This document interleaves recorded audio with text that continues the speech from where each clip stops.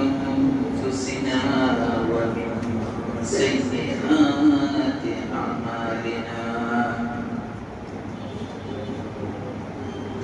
من يهده الله فلا مضل له ومن يضلل فلا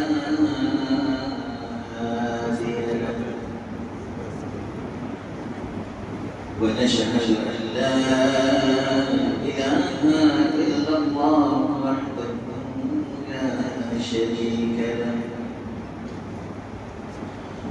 ونشهد أن سيدنا ومولانا محمدا عبده ورسوله أرسله بالحق بشيرا ونذيرا وداعيا إلى الله بإذنه وسراجا منيرا فأعوذ بالله من الشيطان الرجيم بسم الله الرحمن الرحيم يا أيها الناس اتقوا ربكم الذي خلقكم من نفس واحدة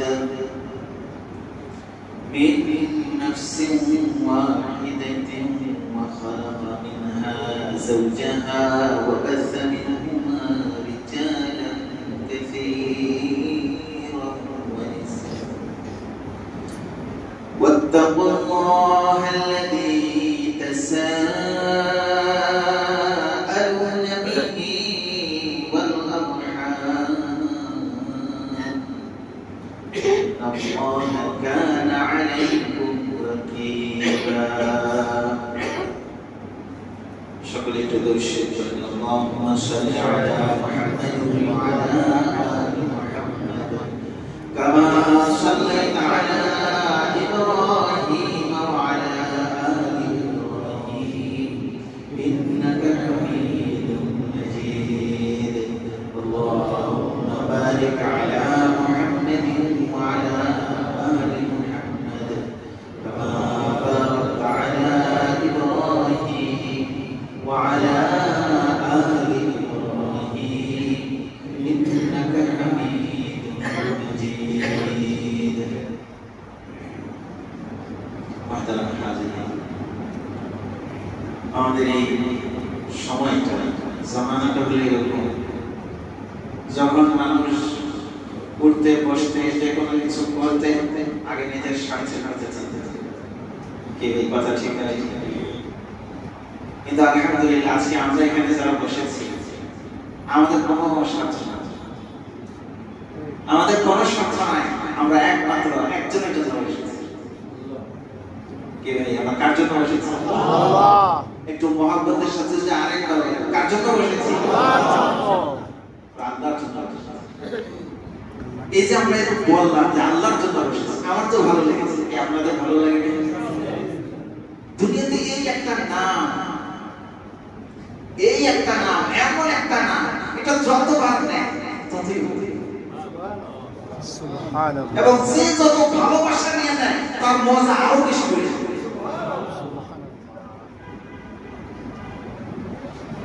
এই যে আজকে তাফসীরে কোরআন নিয়ে বসেছি, এই কোরআন ভাই এটা কার পক্ষ থেকে নাযিল হয়েছে? আল্লাহর পক্ষ থেকে। ওই আমার আল্লাহ, ওই রবের পক্ষ থেকে এই কোরআন নাযিল করা হয়েছে। এই কোরআন যখন নাযিল হতো আমার নবীর সাথে মানুষ দুশমনি করত, কিন্তু এই কোরআনের মজাটা কাফের হতো। আমার নবী উপরে যখন কোরআন নাযিল হয়, এই কোরআন শোনার জন্য নবীজি যখন তেলাওয়াত করে নবীজিকে তিনবার দুশমনি করে, কিন্তু রাতের বেলা নবীর কোরআন শোনার জন্য নবীর ঘরে গিয়ে কানে কাটে।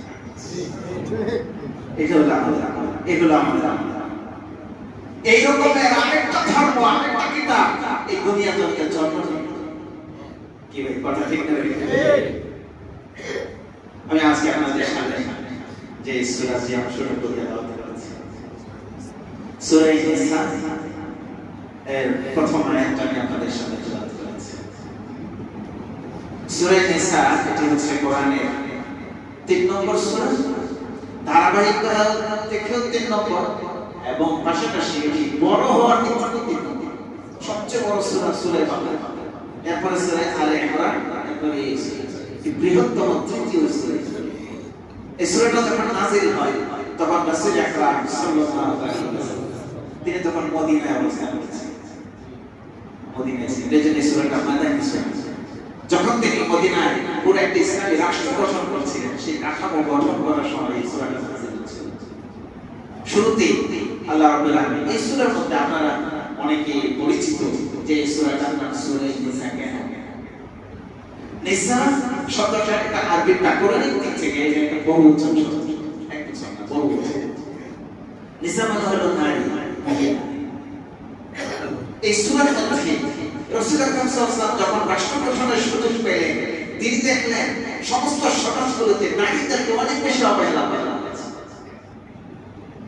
রাসূল আকরাম সাল্লাল্লাহু আলাইহি ওয়াসাল্লাম কি দিন নিয়ে এসেছেন তিনি আমাদের। রাসূল আকরাম সাল্লাল্লাহু আলাইহি ওয়াসাল্লাম কাছে মহিলা এসেছে, সাথে দুই বাচ্চা, দুইটা শিশু সহ এক মহিলা। হাত তুলে বললেন আমার একটা কথা আপনার কাছে আছে। কি? ইয়া রাসূলুল্লাহ, আপনার উম্মত সাহাবী আপনার সাথে উম্মত যুদ্ধে গিয়ে শহীদ হয়েছে, আর তার মৃত্যুর পরে আমার স্বামীর ভাই বেরাদার যারা আছে তারা সমস্ত সম্পদগুলো নিয়ে গেল। তাদের দাবি যে বেঁচে আছে কে? এখন স্ত্রী, মহিলা আছে, দুই বাচ্চা, তারাও মেয়ে, সুতরাং নারীরা তো মিরাজ পায় না। এই জন্য সমস্ত মিরাজ, সমস্ত সম্পত্তি নিয়ে যাচ্ছিল ওই ভাই বেরাদার। ইয়া রাসূলুল্লাহ, আমি এখন আমার এই দুইটা মেয়ে আমি কোথায় যাব, আমি কি করব? এই সূরার মধ্যে, এই সেই সূরা নিসা, যে সূরার মধ্যে ঘোষণা করা হলো নবী হওয়ার কারণে কেউ কোনোদিন মিরাজ থেকে বঞ্চিত হতে পারে না। কোন সময়ে আমাদের রাসূল আকরাম সাল্লাল্লাহু আলাইহি ওয়াসাল্লাম কোনি কোনি ধরে ধরে প্রত্যেকটা মানুষের অধিকারগুলোকে প্রতিষ্ঠিত করে দিয়েছে। সুবহানাল্লাহ। এইজন্য আমরা যখন কোরআনের মধ্যে দেখি, আপনারা দেখবেন এই যে কোরআনটাকে আপনি কখনো এরকম করবেন, আমি কখনো এরকম করি। এবার আমাদের যখন কোরআনটাকে তেলাওয়াত শুরু করি, শেষ করি, সমানোর সময় এই যে বুকের সাথে সাথে নিয়ে রাখি, আমার কাছে খুব ভালো লাগে, অনেক মহব্বত লাগে, শান্তি লাগে। কি ভাই আপনাদের লাগে কি? এটা হলো আমাদের কথা। আল্লাহ আল্লাহ। তোমার দ্বারা ভাইরা যে কথাটা বলছিলাম, এই সূরাটা যখন শুরু হচ্ছে প্রথম থেকে আল্লাহ রাব্বুল আলামিন বলেন ইয়া আইয়ুহান নাস তাকু রাব্বাকুম। ইয়া আইয়ুহান নাস, কিভাবে ডাকতে থাকে, এটা কি ডাক? আমরা ওই যে কথ্য ভাষায় এই বলে ডাকতে থাকে, এই তো ওই কথ্য ভাষার সাথে ওই আমাদের আরবির একটা মিল আছে। ইয়া এই বলি আরে ইয়া বলে আমি ডাকতে হবে। ইয়া আইয়ুহান নাস, হে লোক সকল, বিভিন্ন আয়াতে বিভিন্ন ভাবে ডাকতে হয়। কোথাও বলে এরকম মুমিনদেরকে শুধু আলাদা করে ডাকতে হয়, কোথাও এরকম এক জায়গায় এক এক করে। এখানে বলতেছে ইয়া আইয়ুহান নাস, কেউ আর মুসলমান, কায়রে মুসলমান, কে কি, কেউ আর বাদ রাখে না, কালো সাদা, মুসলিম অমুসলিম কেউই বাদ নাই, সকলকে একসাথে ডাকতে বলতেছে ইয়া আইয়ুহান নাস, হে সমস্ত লোক সকল, পুরো মানব জাতি। তোমাদের পুরো সমাজ, রাষ্ট্র, পরিবার থেকে সব কিছু যদি একটা সুন্দর কাঠামোতে নিয়ে আসতে হয়, তাহলে তোমাদের জন্য একটা জরুরি বিষয় হচ্ছে তাকওয়া। আমার ভাইরা, আপনারা কি কথাগুলো বুঝতেছেন তো? সাথে বলুন তো একটু মেহেরবানি করে, কি সেটা? তাকওয়া। তাকওয়া যদি আমরা অবলম্বন করতে পারি আমার ভাইরা, পুরো সমাজ থেকে নিয়ে সর্বত্র সুন্দর হয়ে যাবে, সব ঠিক হয়ে যাবে। আজকে এই কথাটা নিয়ে আমরা একটু তুলে ধরব। আগে প্রথমে আমরা আয়াতের অনুবাদটা দেখি, কি বললেন আল্লাহ। ইয়া আইয়ুহান নাস, হে লোক সকল, এই বলতে আমরা কি ভাই আমরা আছি কিনা? আমাদেরকে সহ বলতেছে ইয়া আইয়ুহান নাস, যেন আমি যখন করি তা আমাকে বলেন, আপনি যখন করেন আপনাকে বলেন। আল্লাহ বলছেন এই আমাকে, আমাদের সবাইকে আমাকে বলতেছে ইয়া আইয়ুহান নাস ইত্তাকু তোমরা তোমাদের রবকে ভয় করো, ইত্তাকু, ভয় করো রব্বাকুম, তোমাদের রবকে। রব এই তিনটা ভয় বলতেছে, একজন বলতেছে ইনি কোন, এই প্রতিপালক, আমাদেরকে পালে, যিনি আমাদেরকে পালে, রব তাকে থাকে। আল্লাযী খালাকাকুম, কেন সে রবকে ভয় করবে না? ইনি তো আমাকে সৃষ্টি করেছে, কেন আল্লাহকে ভয় করবে না? আচ্ছা বলুন তো, বলুন তো, এই যে আমাদের এই যে হাত, এই যে হাত, দুইটা বাস, যদি আল্লাহ না দিতেন, আর কে আছে পৃথিবীতে যে আমার একটা হাত দিলেন? কি ভাই, আমার ভাই আছে কি? কি এই হাত, এই আমার, এই তো লক্ষ্য করেন না, এই যে আল্লাহ আমাদের সব, আপনারা কি যখন বেরোন, যখন কে দেখেন না কেমন লোক যার হাত, একটা পা নাই, যার একটা হাত নাই, আল্লাহ তাআলা আমাদেরকে সব দান করেছেন। ভাই তো মুহাব্বতের সাথে বলুন তো, কে দিয়েছে? এগুলো তো আমার আল্লাহ দিয়েছেন। এই আল্লাহ তাআলা বলতেছেন, ইয়া আইয়ুহান নাস, এ লোক আমাদের একজন একজন করে, এ রব্বা, এ রব্বা, ইত্তাকু রাব্বাকুম, রবকে ভয় করো। আল্লাযী খালাকাকুম, যিনি তোমাদেরকে সৃষ্টি করেছেন। আল্লাহকে কেন ভয় করবে? আমার অস্তিত্ব থাকতো না যদি আমার আল্লাহ না থাকতেন, যদি আমার আল্লাহ না হতেন, আমি তো হতাম না, আমার এই হাত, আমার এই পা কিছুই হতো না। আল্লাযী খালাকাকুম, যিনি তোমাদেরকে বানিয়েছেন। মিন নাফসিন ওয়াহিদা, আমাদের সকলকে বানিয়েছেন একটা মানুষ থেকে। কি ভাই, কয়টা মানুষ থেকে? বলুন তো সে কে? আদম আলাইহিস সালাম। চিন্তা করে দেখো, আল্লাহ তাআলা ফিরস্তি, আমরা যদি আমাদের অবস্থা দেখছি, ওই যে আপনারা যারা পাবলিক বাসে চড়ে তারা বুঝবে, আমাদের ওই বাসের মধ্যে যতক্ষণ পর্যন্ত এখনো আরেকটা লোক দাঁড়ানোর সুযোগ আছে, দাঁড়ানোর সুযোগ আছে, এখনো তো আরেকজন লোক উঠানো, এগুলো আমাদের অবস্থা। আর আল্লাহ তাআলা তো বিশাল পৃথিবী বানালেন, চাইলে আল্লাহ তাআলা একবারে কয়েক লক্ষ মানুষ সৃষ্টি করে পাঠিয়ে দিলেন। আল্লাহ এটা করে কি ভাই, প্রথমে কয়জন পাঠিয়েছে? একজন। জানেন মুফাসসিরগণ কি বলে? মুফাসসিরগণ বলে এগুলো দ্বারা আল্লাহ তাআলা শিখায়, মানুষ তুমি তাড়াতাড়ি করো, বেশি এত তাড়াহুড়া করো না, ধীরে স্থির যাও, এগুলো আমাদেরকে শেখায়। ইয়া আইয়ুহান নাস ইত্তাকু রাব্বাকুম আল্লাযী খালাকাকুম, ওই আল্লাহকে ভয় করো যিনি তোমাদেরকে সৃষ্টি করেছেন। কে থেকে? মিন নাফসিন ওয়াহিদা, একজন মানুষ। আল্লাহ তাআলা কি বিশাল পৃথিবী বানিয়েছেন, এখানে আমরাই কয়জন আছি? কয়টা রাষ্ট্র গেছি? পৃথিবীর কতটুকু দেখেছি? বিশাল পৃথিবী যখন আল্লাহ প্রথমে বানালেন, প্রথমে একজন মানুষ সৃষ্টি করেছেন, জান্নাতে আদম আলাইহিস সালাম। আল্লাহ তাআলা সৃষ্টি করলেন, এরপরে এটা বলতেছেন ওয়া খালাকা মিনহা যাওজাহা, এরপরে আদমের জন্য তার একজন বিবি সৃষ্টি করলেন। কি ভাই, এরপরে কি সৃষ্টি করলেন? বিবি। আদম আলাইহিস সালামের জন্য বিবি, মা আদম, মা হাওয়া কে সৃষ্টি করলেন। মানুষ এখন দুইজন, আদম হাওয়া। ওয়া বাসসা মিনহুমা, এখান থেকে এই যে একটা বিষয় একটু আপনাদের ব্যাখ্যা কোরআনের একটু ভিতরে যদি আমরা প্রবেশ করি, সামান্য খুব সূক্ষ্ম কিছু বলবো না। আল্লাহ রাব্বুল আলামিন এখানে বলছেন ওয়া খালাকা মিনহা যাওজাহা, আদম থেকে আল্লাহ তাআলা আরেকজন আদম থেকে সৃষ্টি করেছেন। সহিহ হাদিসের মধ্যে এসেছে, সহিহ হাদিসের মধ্যে এসেছে ওয়া খালাকাত হাওয়া মিন জিনাই আদম, আল্লাহ তাআলা হাওয়া আলাইহিস সালামকে সৃষ্টি করেছেন আদমের পাঁজরের হাড় থেকে। এই কোথেকে সৃষ্টি করেছেন? তো দেখুন, আসলে কোরআনকে সর্বজনীন একজন এক এক দৃষ্টিভঙ্গি দিয়ে গবেষণা করে। তো আমাদের তসলিমা নাসরিন এই হাদিসটা কোনোভাবে জানতে পেরেছিলেন যে আদম হাওয়াকে আদম আলাইহিস সালামের পাঁজরের হাড় থেকে সৃষ্টি করেছে।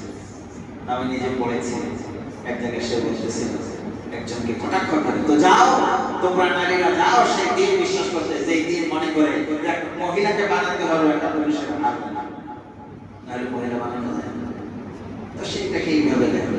অথচ জানেন আল্লাহ তাআলা চাইলে আদমের থেকে পুরো হাওয়াকে বানাইলো, শুধু একটা হাড় তার কাছ থেকে নিতে হবে। কেন নিতে হলো? এটা তো তাসলিমা নাসরিনের প্রেম বুঝিল না তো। আল্লাহ তাআলা এখানে দেখাচ্ছেন যে স্বামী আর স্ত্রী মানেই হলো একটা ভালোবাসা। সুবহানাল্লাহ। আমার ভাই কিসের সম্পর্ক? ভালোবাসার সম্পর্ক। তাই আল্লাহ তাআলা পুরো হাওয়াকে বানাইলেন একটা হাড়ের বিষয়, এবং পরবর্তীতে কারো ব্যাপারে কিন্তু এটা, এইজন্য আবার অনেক মানুষ আছে আমরা যখন এই ক্লাসে যখন ছাত্রদেরকে পড়াই ওরা অনেক সময় আবার এই হাদিস পাইয়া নিজেদের একটু চেক করে দেখে কোনো জায়গায় হাতে একটা শর্ট আছে তো বিষয়টা হচ্ছে কি আসলে আদম আলাইহিস সালামের ক্ষেত্রে করা হয়েছে আমাদের ক্ষেত্রে করা হয় না আমাদের ক্ষেত্রে করা হয় হাওয়া আলাইহিস সালামের ক্ষেত্রে এটা করেছিলেন দেখানো হয়েছে পুরো আদম থেকে দেখানো হয়েছে যে শিক্ষক নারী এবং এই যে স্বামী আর স্ত্রী আমাদের সবচেয়ে বড় সম্পর্ক হচ্ছে ভালোবাসা হৃদ্যতার সম্পর্ক আল্লাহর কাছে কোন একটা হাতের শর্ট ছিল নারী এখান থেকে ওই নারী বুঝে ফেলছে যে এটা তারা বুঝা গেল নারী মুখামুখি হয়ে গেছে এই পুরুষের আর ওই পুরুষের প্রতি বিদ্বেষ রাখার কোনো দরকার নেই আল্লাহ তাআলা দেখাচ্ছেন স্বামী আর স্ত্রী তোমাদের মধ্যে কিন্তু গুরুত্বপূর্ণ বিষয় হলো ভালোবাসা এই জন্য দেখবেন স্বামী আর স্ত্রীর মধ্যে যদি ভালোবাসা থাকে তো আর যদি স্বামী আর স্ত্রীর মধ্যে একটা জিনিসের অভাব থাকে এসি বাতাসের মধ্যে ভাগ্য অপরাধ থাকে কি ভাই পরে কি বিষয়টা হলো আল্লাহ তাআলা এই আয়াতের মধ্যে বলতেছেন ওয়া খালাকা মিনহা যাওজাহা আল্লাহ তাআলা আদম আলাইহিস সালাম থেকে তার বিবি হাওয়াকে সৃষ্টি করেছেন ওয়া বাসসা মিনহুমা রিজালান কাসীরাও ওয়া নিসাআ আর সেই দুইটা মাত্র মানুষ থেকে আল্লাহ তাআলা পৃথিবীতে অসংখ্য অগণিত নারী আর পুরুষ সৃষ্টি করেছেন সুবহানাল্লাহ কিভাবে শুরু বিশাল মাত্র দুইটা মানুষের সূচনা এখান থেকে আমাদের এতগুলো মানুষ কত সংখ্যা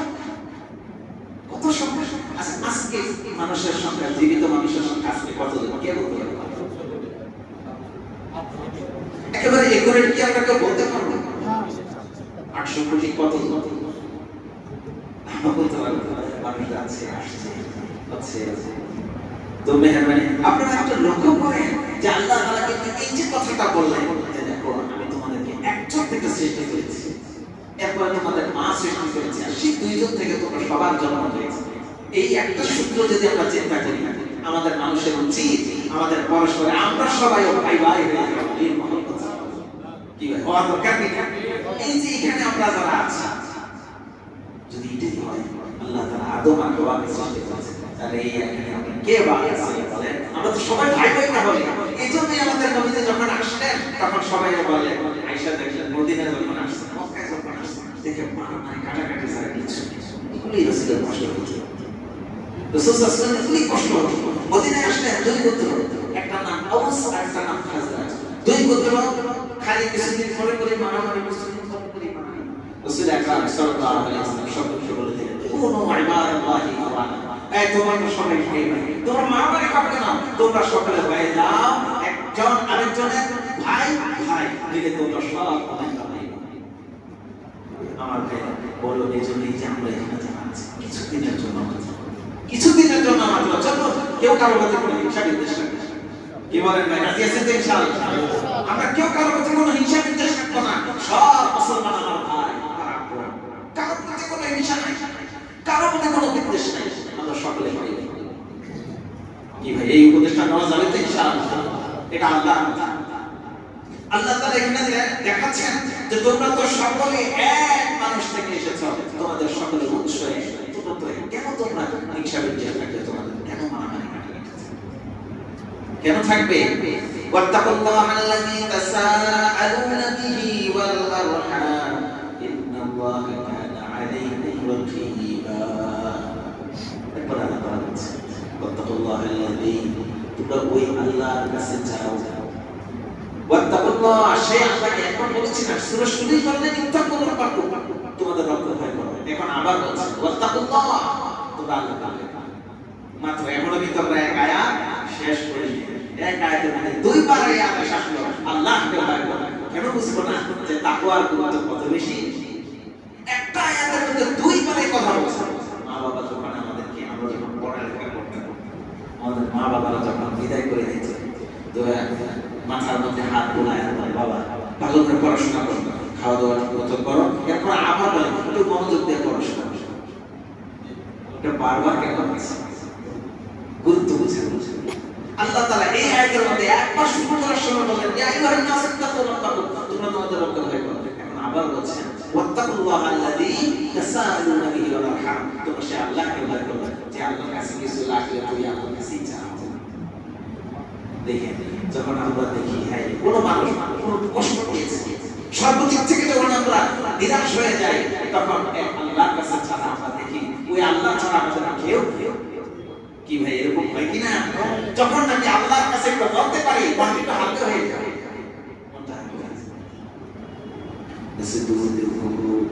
सारी तदाबीर की राहें खुशबू अभी तुझ पे नहीं पावे दुआबंद। अच्छा बोलते मस्तूद हो वो सारी तदाबीर की राहें खुशबू अभी तुझ पे नहीं पावे दुआबंद।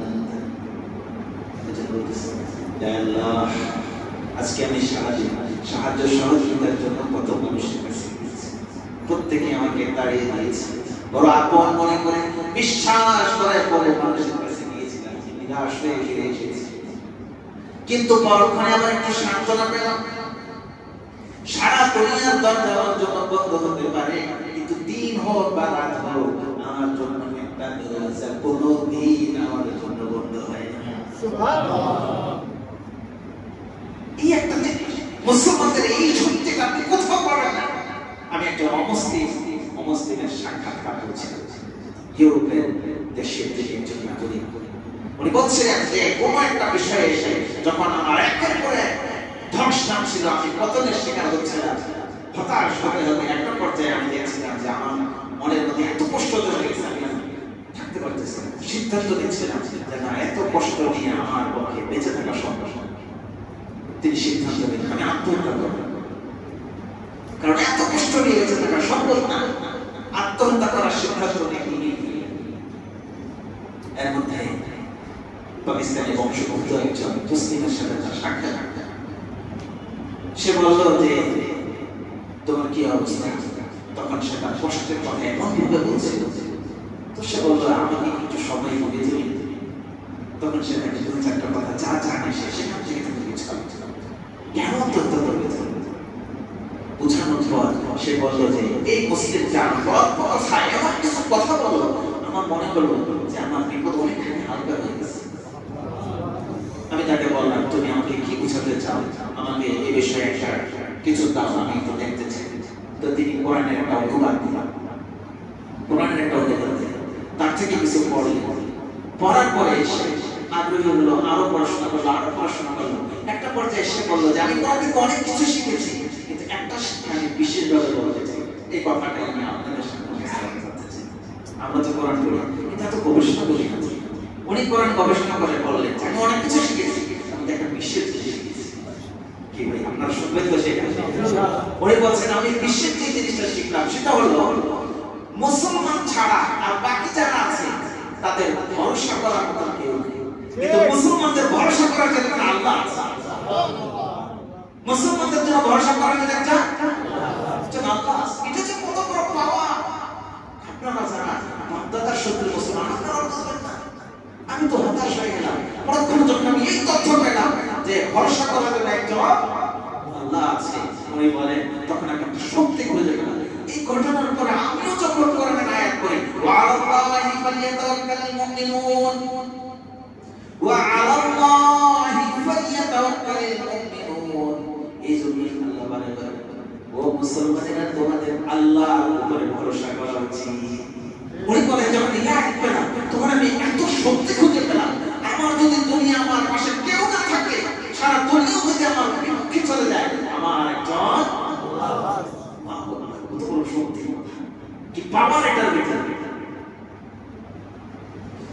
তো এই আয়াতের মধ্যে বলছে আল্লাযীনা তাসাওয়াত্তাকুল্লাহা আল্লাযী তাসাআলুনা বিহি ওয়াল আরহাম। তো সে আল্লাহকে ভয় করো, তাসাআলুনা বিহি, যখন তোমাদের কোনো কিছুর প্রয়োজন হয় তুমি আল্লাহর কাছে চাও।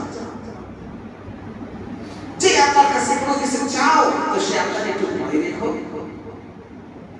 ওয়াল আরহাম, আর হলো আত্মীয়। আল্লাহ বলেন আত্মীয়দের ব্যাপারেও তোমাদের ভয় করতে হবে।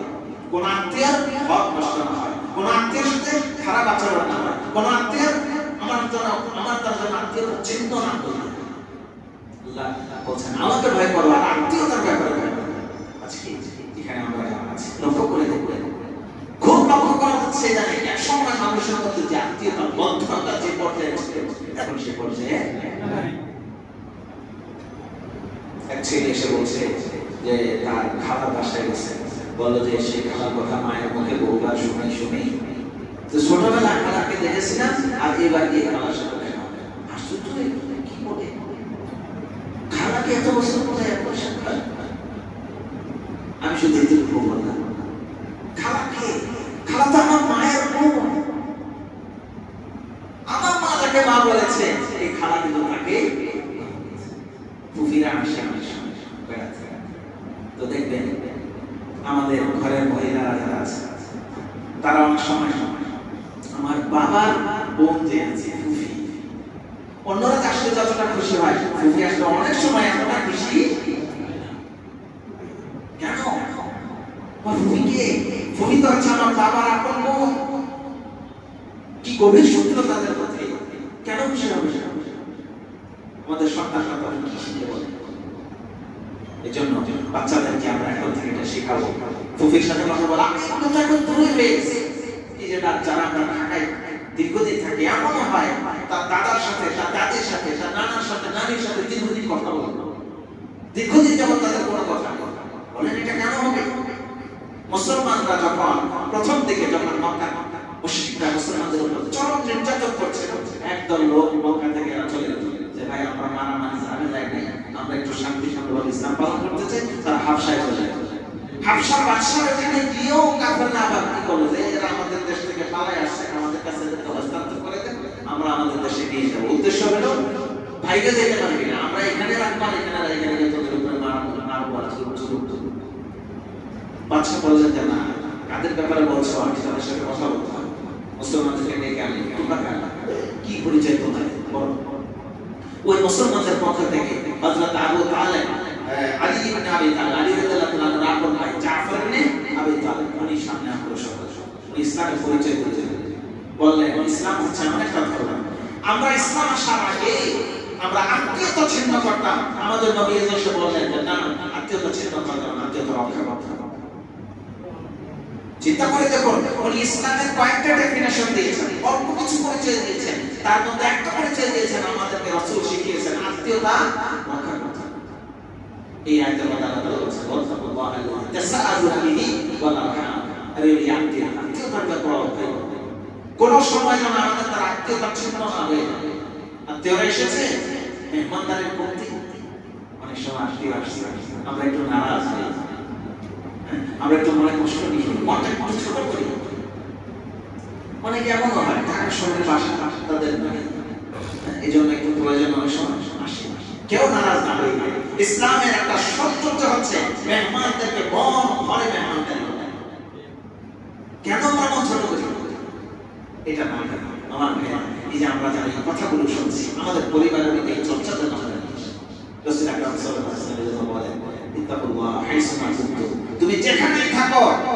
আমরা এই যে এখন মসজিদে আছি, মসজিদের বাইরে থাকবো, আমরা লোকের ভিতরে থাকবো, আমরা একাই থাকবো, যেখানেই থাকি না কেন ইত্তাকুল্লাহ হাইসুমা কুনতুম, যেখানেই থাকবা তোমার একজন সঙ্গী থাকবে, থাকবো কি আমার ভাইরা? আপনাদের কষ্ট হচ্ছে না তো? আমরা যেখানেই থাকবো আমাদের সঙ্গী হবে তাকওয়া। আমি আপনাদেরকে এই পর্যায়ে এসে সর্বত্র তাকওয়ার যে চর্চা, এটা কয়েকটা চেষ্টা করছি, তারপরে ইনশাআল্লাহ আমাদের আলোচনাটা শেষ হবে। তো চলুন আসলে এই যে সর্বত্র তাকওয়ার যে চর্চা, আমরা চলুন প্রথমে আমি আপনাদেরকে একটা উদাহরণ দিই। যেমন দেখুন যে খাওয়া দাওয়া একটা গুরুত্বপূর্ণ বিষয়।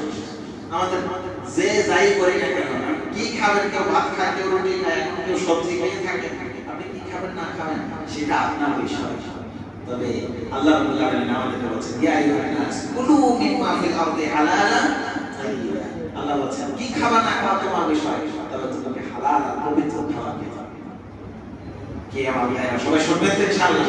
কি খেতে হবে? হালাল পবিত্র। দুই বিশেষণ, দুইটা গুণ আমাদের এই খাবারের মধ্যে থাকতে হবে। হালাল আর তাইয়্যিবা, হালাল খাবার, পবিত্র খাবার খাবো। যে খাবার পবিত্র না সেটা আমার খাবার না, এটা মুসলমানের খাবার। যে খাবার হালাল না এটা আমার খাবার। যেন আমরা যারা কামাই রয়েছে আমাদের কাজ হবে কি ভাই জানেন, আমার সন্তানদের জন্য আমি হালাল খাবারের ব্যবস্থা, আমার ঘরে কোনোদিন হারাম ঢুকবে না, কোনোদিন হারাম ঢুকবে না। ওই যে তাবেঈদের যুগে তাবিদের মহিলারা পর্যন্ত এতই মানে শক্তির অধিকারী ছিল, মহিলারা পুরুষদেরকে যখন কামাই রুজির জন্য বের হয়ে যাবে ডাক দেয়া বলে কিতাবের মধ্যে কি বলতো, নাসবিরু আলাল জু ওয়ালা নাসবিরু আলান নার, বড় ইমানের কথা, শক্তি কথা। কি বলছেন দেখেন, নারীদের কথা পুরুষদেরকে বলছেন, তুমি তো কামাই রুজির জন্য এখন বের হবে, শোনো কামাই রুজি করতে নাসবিরু আলাল জু, তুমি যদি হালাল খাদ্য আমাদের জন্য আনতে না পারো আমরা সবর করব, আমরা না খেয়ে থাকব, আমরা ক্ষুধার উপরে সবর করব, ক্ষুধার্ত থাকার উপরে সবর করব, কিন্তু না নাসবিরু আলান নার, জাহান্নামের আগুনের উপরে আমরা সবর করব। চিন্তা করে দেখো কি মানে শক্তি কথা। একজন মহিলারা বলতেছে পুরুষদেরকে যাও যাচ্ছ তুমি আমাদের জন্য আনলে হালাল খাবার হারাম আমাদেরকে খাওয়াই। রাসূল আকরাম সাল্লাল্লাহু আলাইহি ওয়াসাল্লাম আরেকজন মহিলা সাহাবী শুনেছে ইসলামের শত্রুরা মুসলমানদের উপর হামলা করবে, ওনার 7 জন সন্তান ছিল, নিয়ে হাজির হয়ে গেছে। সন্তানদেরকে উদ্দেশ্য করে মা বলতেছেন, এই সন্তানেরা শোনো, আমি তোমাদের বাবা মারা গেছে, তোমাদের বাবা থাকতো তোমাদেরকে কোনোদিন আরাম খাওয়াই, আমি তখন এসেছি চাইতে, আমি তোমাদেরকে কোনোদিন আরাম খাওয়াই, আমি কোনোদিন জিনা করি না। সুতরাং তোমরা একজন পবিত্র মা বাবার সন্তান, তোমরা এই যে তোমাদেরকে আমি দিনের জন্য পাঠিয়ে দিলাম, যদি হালাল প্রত্যয় হয়ে থাকো দিন নিজেই না করে দেবে। মায়ের ঘোষণাটা দেখো, একজন মায়ের কি মা ছিল, এর ছিল মা। এই যে একটা গর্ব। আমি আমাদের বাংলাদেশের যুবক ভাইয়ের কথা বলছি, যুবক ভাইয়ের কথা বলছি, সে বলতেছে আল্লাহ আমরা তো আল্লাহর কাছে যাব। সে বলতেছিল যে আমি চাকরি পাচ্ছি না, চাকরি পেতে আমার একটু দেরি হচ্ছে, কিন্তু আমি সিদ্ধান্ত নিয়েছি প্রয়োজনে শ্রমিকদের মতো শ্রম খেটে খাবো। শিক্ষা পড়াশোনা করেছে তো কি হয়েছে, প্রয়োজনে শ্রম খেটে খাবো, কিন্তু কোনো হারাম চাকরি খাবো না। বাংলাদেশের যুবক কথা বলছি আমার ভাইয়া, চলো এই যে সন্তান আল্লাহ আমাদেরকে দিয়েছে, একটা সন্তান আমার জন্য আমানত, সন্তানের মুখে কোনোদিন হারাম খাবার তুলে দিব না, যা তুলে দিব সেটা হবে হালাল, যা তুলে দিব সেটা হবে হালাল। কি ভাই রাজি আছেন ইনশাআল্লাহ? আল্লাহ আমাদেরকে তৌফিক দান করেন। যেটা বলছিলাম যে রাসূল আমাদেরকে বলছেন ইত্তাকুল্লাহ হাইসুমা কুনতুম, হে মুসলমান তুমি যেখানে তোমার আরেকজন সঙ্গী হবে তাকওয়া, আরেকজন সঙ্গী হবে তাকওয়া, খাবার দাবার তাকওয়া। রাসূল আকরাম সাল্লাল্লাহু আলাইহি ওয়াসাল্লাম আমি একটা আয়াত শোনালাম আপনাদেরকে, একটা আয়াত শোনালাম, এবার আপনাদেরকে একটা হাদিস শোনাই। ইন্নাল্লাহা তাইয়্যিব লা ইয়াকবালু ইল্লা তাইয়্যিবা। রাসূল বলেন যে আল্লাহ পবিত্র, তিনি পবিত্র ছাড়া কিছু গ্রহণ করেন না। আরেক হাদিস বুখারী মুসলিমের হাদিস, মুসলিম শরীফে এভাবে এসেছে যাকারার রাজুল, রাসূল সাল্লাল্লাহু আলাইহি ওয়াসাল্লাম একজন লোকের আলোচনা যে কেমন সেই লোকটা ইউতিলুস সাফার আশআসা আকবার, লম্বা লম্বা সফর করে। আপনারা জানেন মুসাফিরের দোয়া কবুল হয় কি ভাই, জানেন কি না? মুসাফিরের দোয়া কবুল হয়। মুসাফির আকবার আশআসা, চুলগুলো একেবারে উস্কো হয়ে গেছে, সফর করতে করতে লম্বা সফরে গেছে, দোয়া কবুল হওয়ার কথা। এরপরে কি ইয়ামুত ইয়াদিহি ইলাস সামা, এই মুসাফির আল্লাহর দরবারে দুই হাত একটা উঁচা করে তুলে ধরে দোয়া করে। ইয়ামুত ইয়াদিহি ইলাস সামা, দোয়া করতেছে ইয়া রাব ইয়া আল্লাহ আল্লাহ, দোয়া করতেছে। আর আল্লাহ তাআলা বলতেছেন ওয়া মাতা'মুহু হারাম ওয়া মাশরাবুহু হারাম ওয়া মালবাসুহু হারাম ফাআন্না ইস্তাজাবু লাহু। এদিকে লোকটা কান্না করে, অনেক মানুষ আছে আমার কাছে অভিযোগ করে দোয়া কবুল হয় না, দোয়া কবুল হয় না। আল্লাহ বলে এ বান্দা আমি তো তোমার দোয়া কবুল করতে চাই, কিন্তু তুমি যে আসছো, তুমি যে পোশাক পরে পরে আমার কাছে কাঁদতেছো, তোমার পোশাকটা হারাম, তুমি যে খাবার খেয়ে আসছো তোমার খাবারটা হারাম, আমি কেমনে করব? আমার ভাই তো যে কথাটা বলছিলাম যে তাকওয়া এমন একটা জিনিস, সেটা থাকতে হবে সব ক্ষেত্রে। খাবার দাবারে তাকওয়া থাকতে হবে। রাসূল আকরাম সাল্লাল্লাহু আলাইহি ওয়াসাল্লাম একটা উদাহরণ দিই। রাসূল আকরাম সাল্লাল্লাহু আলাইহি ওয়াসাল্লাম একদিন ঘরে আসছে, ঘরে এসে দেখে খাবার নেই, ঘরে খাবার নেই, ওনার বিছানার উপরে, রাসূলের বিছানার উপরে দেখে একটা খেজুর পড়ে আছে, ক্ষুধার্ত। আচ্ছা আমার ঘরে খেজুর কেন আরেক মানুষের থাকবে? যেহেতু আমার ঘরে আমারই খেজুর পড়ে, রাসূল তাও খায়, রাসূল তাও খায়। রিওয়ায়াতের মধ্যে আসছে ইন্নী লা আজিদু তামাতান আলা ফিরাশি, আমার বিছানার উপর আমি খেজুর পড়ে থাকতে দেখি, আমার কার উপর? সেই নবীর কথা একটু দেখি না, রাসূল বলছেন আমার বিছানার উপর আমি খেজুর পড়ে থাকতে দেখি, ফাআরফাউ ইয়া বলা, আমি যেহেতু আমার ঘর এটা মনে করি আমি খেজুরটা হাতেও নিই, খাবো। সেই সময় পরে আবার মনে হয় যদি এটা আবার সরকার খেজুর হয়, সরকার খেজুর যদি হয় যেটা এতিমের সম্পদ, গরিবের সম্পদ, এটা তো আমার না, তো এই ভয়ে আমার খাই যে নিয়ে যেতে না খাবেন ওখান থেকে হালাল খাবারের জন্য আমাদের নবীজির এই ছিল স্ট্রাগল, এই ছিল তার সংগ্রাম, এই ছিল তার ত্যাগ। আমরা তো সেই নবীর উম্মত, হালালের ব্যাপারে নো কম্প্রোমাইজ, হালালের ব্যাপারে কোনো ছাড় হবে না। আমরা খাবো তো হালাল, মুসলমানের খানা হবে হালাল, পবিত্র খাবার। মাতারা ভাই হযরত আবু বকর সিদ্দিক রাদিয়াল্লাহু তাআলা উনি একবার আসলেন, এসে গোলাম বলতেছেন কোনো খাবার আছে না?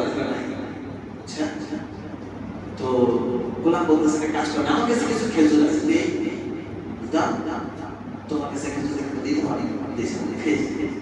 খাবার পরে মনে হলো আচ্ছা এই খেজুর তো যাচাই করলাম কোথা থেকে আনছো, বড় বড় তুমি খেজুর কোথায় পেয়েছো? বলে আমি যখন মুসলমান হইনি ওই সময় আমি একটু মন্ত্র করতে জানতাম, তো সেই হিসেবে আমি মন্ত্র পড়েছি, মন্ত্র পড়ে একজনের একটু ফু দিয়েছি, কাজ হয়েছে। তো ওখানে ইদানিং আবার তাদের পাশ দিয়ে আমি যাচ্ছি না, মুসলমান হওয়ার পরে তো তারা আমাকে সেই কথাটা মনে করছে যে এই লোকটা উপকার করছে, তখন ওইটার কারণে আমার কিছু খেজুর দিয়েছে। এখন মনে কথা নাই মন্ত্র পড়ে যে খেজুর আনছে, ওগুলা তো জাহিলি যুগে, ওই সময় তো মুসলমান ছিল না, মূর্তির নামে মন্ত্র করতো, এই মন্ত্র করে তো কোনো কিছু নেওয়া যাবে না, এটা তো হালাল হয়।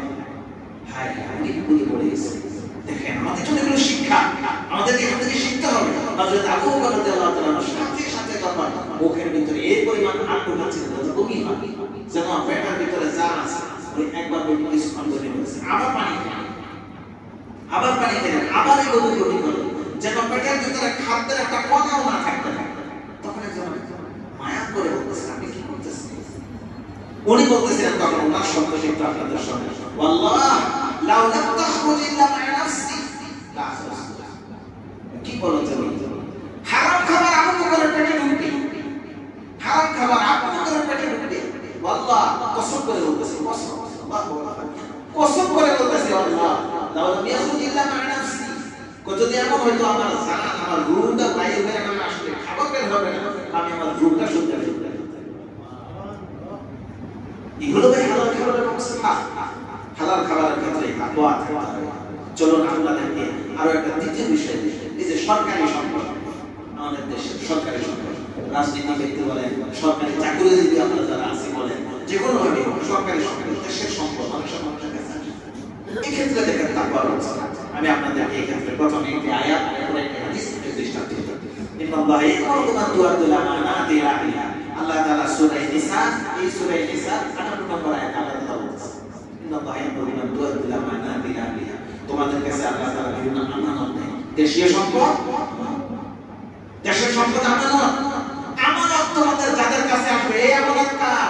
ওই আমানতের সঠিক মালিকের কাছে পৌঁছে দিতে আল্লাহ তাআলা তোমাদেরকে জোরালো নির্দেশ দিচ্ছেন।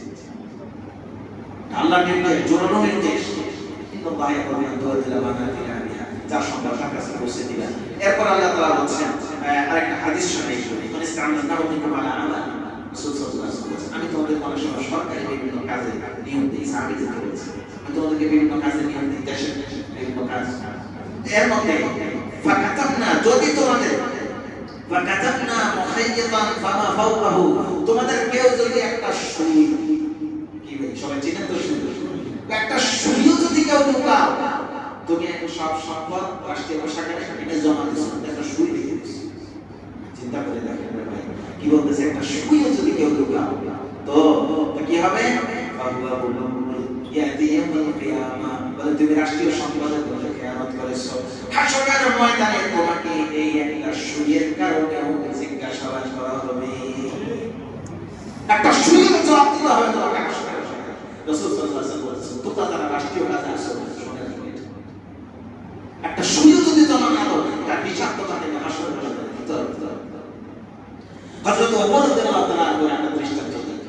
হযরত ওমর রাদিয়াল্লাহু তাআলা রাষ্ট্রীয় সম্পদ এসেছে, খুশবু সুগন্ধি এসেছে, প্রচুর পরিমাণে সুগন্ধি এসেছে। এখন এগুলো গরিবদের মাঝে বন্টন করবে, তার ওজন করা দরকার, এগুলাকে ভাগ ভাগ করা দরকার, যাতে কাকে কতটুকু দিবি, এখন ওজন দিবে। উনি এক্ষেত্রে কেউর উপরে ভরসা করবেন না, নিজে ওজন দিতে যাবে। ওনার বিবি প্রথমে আসছে ওজন দেওয়ার জন্য, বিবির বলে তুমি কেন ওজন দিবে, আপনি কষ্ট করছেন, আমি করি এই জন্য না, তুমি যে ওজন দিবা তখন তো তোমার গায়ে কি লাগবে, তোমার হাতে কিছু সুগন্ধি লাগবে, তোমার কাছে আল্লাহু আকবার। এগুলো তো তাকওয়া। এখান থেকে আমাদের মুসলমানদের শিখতে হবে। বিবিতে যায় আমি ওজন দিই, ওমর রাদিয়াল্লাহু আনহু নিজে ওজন দিয়েছে।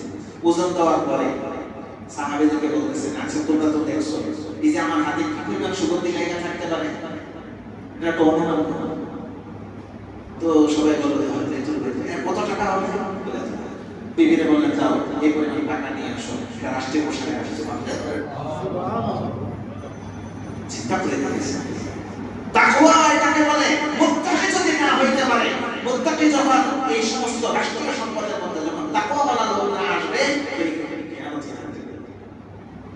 ওমর আসছে কয় টাকা কি পরিমাণ খুশবু আমার হাতে আছে, এই টাকাও পরিশোধ করে জমা দিয়েছে, এটা টাকাও জমা দিয়েছে। তো ভাইজিরা বলছিলাম যে সর্বত্র হাইসুমা ইত্তাকুল্লাহ হাইসুমা কুনতুম, রাসূল করিম সাল্লাল্লাহু আলাইহি ওয়াসাল্লাম যেখানেই থাকবা তুমি, তোমার সাথে তাকওয়া থাকবা। পর্দা ক্ষেত্রে তাকওয়া অনেক বিষয় আছে, আমি আপনি একবার বসে বলি ছেড়ে দিব, আপনাদের এখানে কতক্ষণ হয় তাফসীর করতে জানেন? আচ্ছা, তো পর্দা ক্ষেত্রে তাকওয়া আমাদের মহিলাদেরকে আশা করি এখানে যারা এসেছেন, যার মা আছে, স্ত্রী আছে, সন্তান আছে, ভাই আছে, যারা আছে আমরা সবাই পর্দা ক্ষেত্রে তাকওয়া। আল্লাহ রাব্বুল আলামিন নারীদেরকেও বলেছেন, পুরুষদেরকেও বলেছেন। আয়াতে কারিমা থেকে লক্ষ্য করুন, কুল্লিল মুমিনিনা ইয়াগুদ্দু মিনাল সালিহিন, কুল্লিল মুমিনিন, আপনি মুমিনদেরকে বলে দেন ইয়াগুদ্দু মিনাল সালিহিন ওয়া ইয়াহফাযু ফুরুজাহুম, মুমিনদেরকে বলে দেন মুমিনেরা তোমরা যখন রাস্তায় বের হবে তখন এই যে চক্ষুটা আল্লাহ তাআলা দিয়েছেন, এই নিয়ামতটাকে তোমরা কোনো অন্যায় জায়গায় ব্যবহার করবে না। চোখের দৃষ্টিটা হেফাজত করতে হবে। আমার ভাইয়া, যদি আল্লাহ তাআলা এই দৃষ্টি শক্তিটাকে নিয়ে নেন, কেউ আপনাদেরকে ফিরিয়ে দিতে পারবে না, কেউ ফিরিয়ে দিতে পারবে না। কুল্লিল মুমিনিনা ইয়াগুদ্দু মিনাল সালিহিন, মুমিনদেরকে বলে দৃষ্টিকে অবনমিত রাখো, দৃষ্টিকে অবনমিত রাখো। একইভাবে মুমিন নারীদেরকেও বলছেন ওয়াকুল্লিল মুমিনাতি ইয়াগুদ্দুনা মিনাল সালিহিন ওয়া ইয়াহফাযনা ফুরুজাহুন্না, মুমিন নারীদেরকে আপনি বলে দেন, কুল্লিল মুমিনাত, মুমিন নারীদেরকে বলে দেন ইয়াগুদ্দুনা মিনাল সালিহিন, এ নারীগণ তোমরাও তোমাদের দৃষ্টিকে অবনমিত রাখো, নিচু দৃষ্টিতে চলাফেরা করো, ওয়া ইয়াহফাযনা ফুরুজাহুন্না, তোমরা তোমাদের লজ্জাস্থানকে হেফাজত করো, ওয়া লা ইউবদিনা যিনাতাহুন্না, তোমরা তোমাদের সৌন্দর্যকে মানুষের সামনে প্রকাশ করো না। আমরা কোরআন যদি মানতাম আমাদের সমাজের অসংগঠিত দূর হয়ে যেত। এখন আমাদের নারীরা কি করে, যে এখানে কি বলছে ওয়া লা ইউবদিনা যিনাতাহুন্না, মানুষের সামনে তোমার সৌন্দর্য প্রকাশ করো। আমাদের নারীরা কি করে, সবার সামনে সৌন্দর্য প্রকাশ করে, কিন্তু স্বামীর সামনে সৌন্দর্য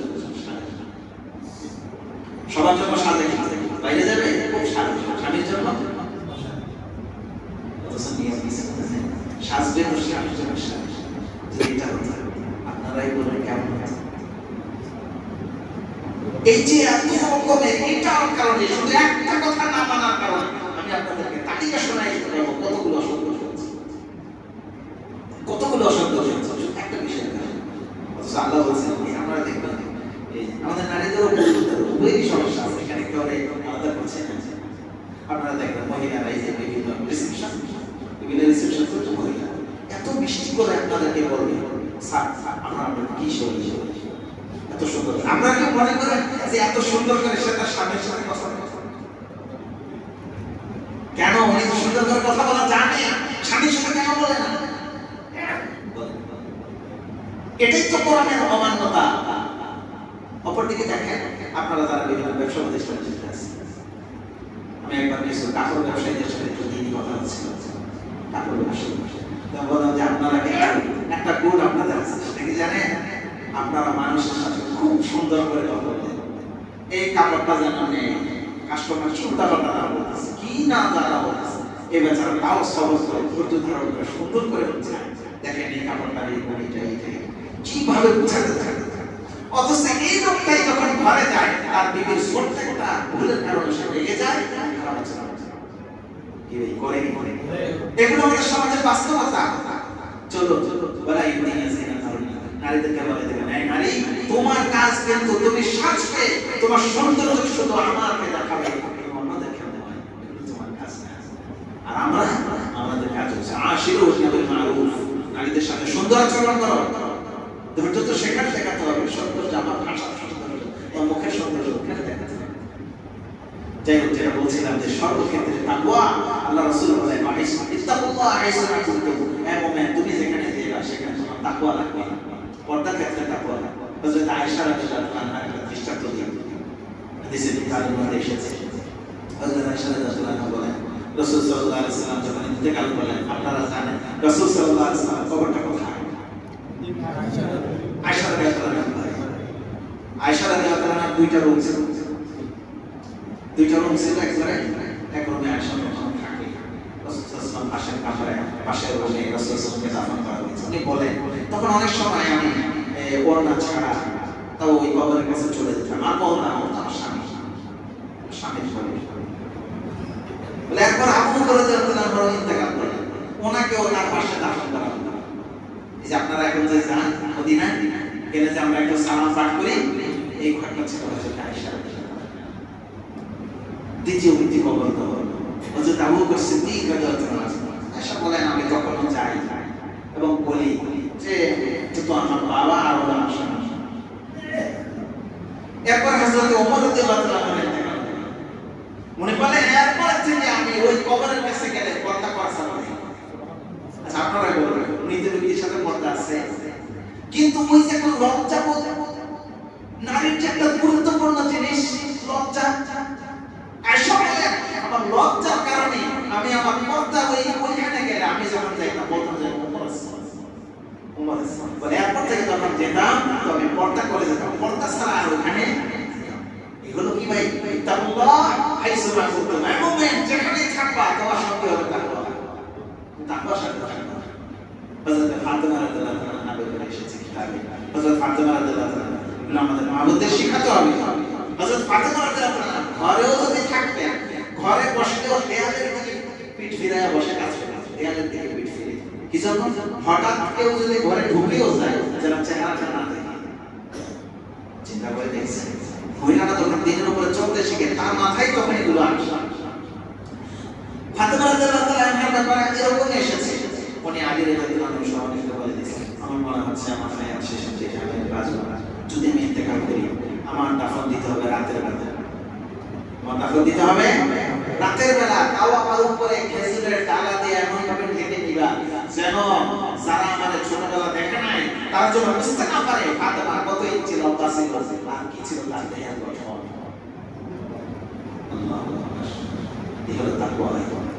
এটা হচ্ছে তাকওয়া। তো বলছিলাম যে সর্বক্ষেত্রে তাকওয়ার চর্চা যেন থাকে সর্বক্ষেত্রে। তো দেখুন আরো একটা বিষয় যে আমরা যখন এমন জায়গায় থাকবো যেখানে আমি আছি আমি আছি আর আমার আল্লাহ আছে, সেখানেও তাকওয়া, সেখানেও তাকওয়া। আমাদের এই যে এখন মোবাইল আছে, মোবাইল যখন আমি আছি একটা আমি আছি, কেউ নেই, আমি আর আমার মোবাইল আছে, আমাদেরকে মনে রাখতে হবে এখানে কেউ যদি না থাকে আমার মালিক আল্লাহ আছে, আমার মালিক আল্লাহ আছে। কেউ গুনাহের শিকার না হয়, কেউ যেন গুনাহের শিকার না হয়। তো যাই হোক কথা আর লম্বা না করে শেষ করে দিতে চাচ্ছি। এখানে অনেকগুলো বিষয় রয়েছে, সর্বশেষ একটা কথা একটু মনে করলো কসম। আমি একবার এক ভাইকে কেনাকাটার জন্য সাথে নিয়ে গেলাম, যে বেশ কিছু কেনাকাটা আছে, তো কেনাকাটা ভালো রয়েছে সেই সব ওকে সাথে নিয়ে গেলাম, বন্ধু মানুষ। তো কিনতে গেলাম, একটা জিনিস বললাম যে ভাই কত, তো আমি উদাহরণ হিসাবে বলছি, তো সে বললো যে এটার দাম 700 টাকা। তো সে ওই জিনিসটাকে নিয়ে আমাদের ঘুরায় ফিরায় পরে আমার বন্ধুর কথা বলছি, তো সে ঘুরিয়ে ফিরিয়ে পরে বললো যে এটা 100 টাকা। আমি পরে বললাম তাকে কানে বেশি হয়ে গেছে। উনি আমাকে সাথে চুপ থাকে, কি ভালো লাগবে আমি দেখতেছি। তো দেখলাম দোকানদার কিছু মাইন্ড করেনি, সে বলল এত কম কি হয় নাকি। যাক শেষ পর্যন্ত আমি তো ওই জায়গাটা চলে আসি, শেষ পর্যন্ত সে ওই জিনিসটা যেটা 700 টাকা দাম ছিল শেষের দিকে বললো যে এই দামটা আমাকে দিতেই হবে, কসম করে বলতেছি, আমার লস। কিন্তু ওই বেচারা নাছরবান্দা সে বলল যে আমি আপনাকে সর্বোচ্চ 130 টাকা দিই, আর যে বেশি দিই আপনি দিলে দেন, না দিলে না দেন। ওই লোকটা শেষ পর্যন্ত দিল। কত দিল? 130। দাম চাইছিল 700 টাকা দিয়েছে, 130 টাকা দিয়ে দিল। আমি কিনা করে তাকে বললাম যে আমি হলে তার আগে রাজি হয়ে যেতাম, তুমি কেন রাজি হলে? পরে বললেন আমিও তো একজন ব্যবসায়ী, এই জন্য এই কসম আমি বিশ্বাস করি, এই জন্য এই কসম আমি বিশ্বাস করি। তো যাই হোক, যেটা বলতেছে অথচ দেখেন যদি একজন মুত্তাকি হয়ে যেতাম, ক্রেতাও মুত্তাকি বিক্রেতাও মুত্তাকি, যদি এমন হতো হযরত আয়েশা রাদিয়াল্লাহু আনহা বর্ণনা কিতাবের মধ্যে যেটা এসেছে সেখানে একটু লক্ষ্য করে দেখুন। হযরত আয়েশা রাদিয়াল্লাহু আনহা উনি অনেক বেশি দান করেছিলেন, এত বেশি দান করতেন। ওনার এই আরেক ভাগিনা বোনের মেয়ে, ওনার আরেক বোনের নাম আসমা, আয়েশা আসমা রাদিয়াল্লাহু আনহা এর ছেলে সহ তারা সবাই আলোচনা করতেছেন যে আপনারা যা শুরু করছেন আয়েশা রাদিয়াল্লাহু আনহা এইভাবে দান করতে থাকলে বড় তো কিছুই থাকবে না,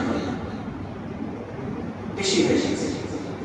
অথচ আব্দুল্লাহ ইবনে জুবাইর রাদিয়াল্লাহু আনহু উনিও এরকমই দানশীল মানুষ, কিন্তু আরেকজনের কথা চিন্তা করতেছেন, বলতেছেন এইভাবে দানশীল মানুষটা মুশকিল হয়ে যাবে। পরে যাই একদিন বলতেছিলেন যে আম্মাজান আপনি যেভাবে দান শুরু করেছেন, পরে তো ঘরে আমাদের খাওয়া দাওয়ার জন্য কিছু থাকবে না, আপনি এইভাবে একটু থামেন।